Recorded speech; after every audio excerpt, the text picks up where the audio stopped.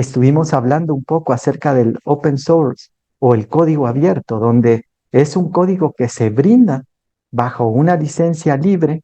no bajo una licencia de copyright o con derechos de autor, sino que dice, mira, puedes usarlo, no me tienes que pagar derechos, solo tienes que mencionar la fuente, pero puedes hacer las modificaciones que quieras. Y entonces lo interesante del código abierto es que actualmente, por ejemplo, WordPress, que es un código para programación de páginas web,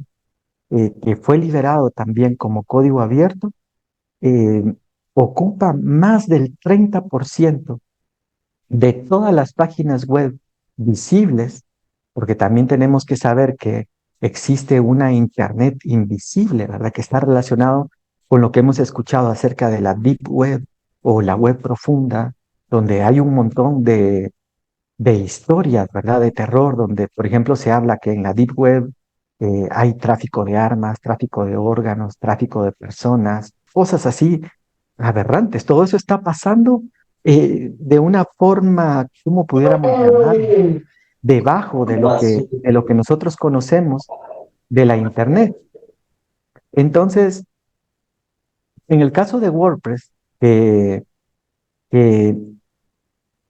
se utiliza para generar más del 30% del Internet visible, es un porcentaje sumamente alto, considerando, por ejemplo, que en el caso de las estadísticas de teléfonos móviles, cuando Apple es el triunfador en los teléfonos de alta gama, apenas tiene como el 1.5, 1.7% de participación de mercado. Y con eso es el líder de participación de mercado. Ahora imaginémonos una tecnología como WordPress que cubre el 30%, más del 30% de la Internet. Ahora, todo esto se ha logrado a través de ese código abierto o de ese open source. Y miren, esto es fascinante porque esto también ha permitido que la ciencia avance más rápidamente, porque las nuevas generaciones que vienen, los nuevos programadores o los nuevos científicos de datos, no tienen que partir de cero en sus investigaciones, sino que pueden tomar el trabajo o el legado de equipos anteriores y sobre ello desarrollar cosas nuevas. Y también otro de los puntos que ha favorecido el open source es de que a diferencia de Microsoft, por ejemplo, con su sistema operativo Windows u Office, ellos tienen una cantidad de recursos enorme, ¿verdad? Hablábamos la semana anterior que es uno de los inversionistas más fuertes de OpenAI, la empresa que está detrás de ChatGPT, que es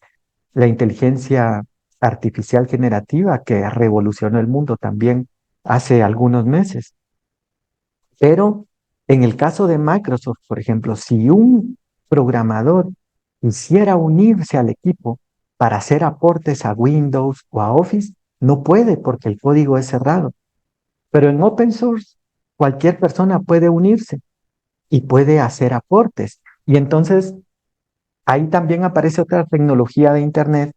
que son los foros de discusión, porque en estos foros de discusión las personas se unen por lo general con un seudónimo o lo que también conocemos como nickname, que si ustedes recuerdan hace algunos años cuando empezó la fiebre de los chat rooms, todos utilizábamos un nickname para conectarnos al chat room o un nickname para crear nuestro usuario de Twitter, por ejemplo, que no era el nombre real de la persona, sino era un seudónimo, un apodo, si lo, si lo podemos llamar de esa forma. Y entonces en estos foros de discusión que están abiertos porque están en Internet, las personas podían unirse y aportar conocimiento y decir,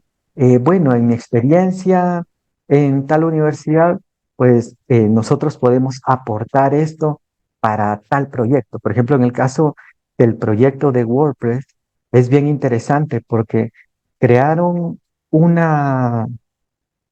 eh, no sé cómo llamarlo, crearon una metodología en la cual hay un componente para las páginas de Internet que hechas en WordPress que se conoce como plugins. Y estos plugins son fragmentos de código que ejecutan acciones específicas dentro del código. Por ejemplo, un plugin puede estar relacionado con los comentarios que se pueden colocar en una página de Internet. Entonces alguien, por ejemplo, puede decir, bueno, yo quiero integrar los comentarios de Facebook para que cuando alguien entre a esta página,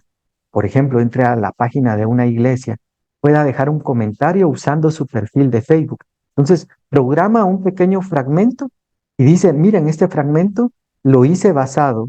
en el estándar de WordPress y entonces aquí lo comparto también como código abierto, se lo regalo y el que lo quiera utilizar puede utilizarlo y se puede incorporar. Entonces, eso crea crea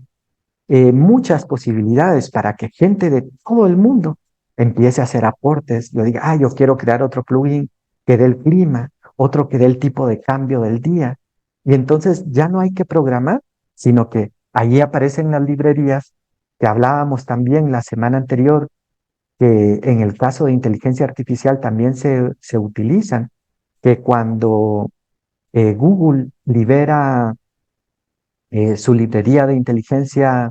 artificial le da la oportunidad a todas las personas de utilizar esos fragmentos de código para poder crear nuevas aplicaciones o utilizarlo dentro de las que ya tienen. Ahora, en ese sentido, entonces,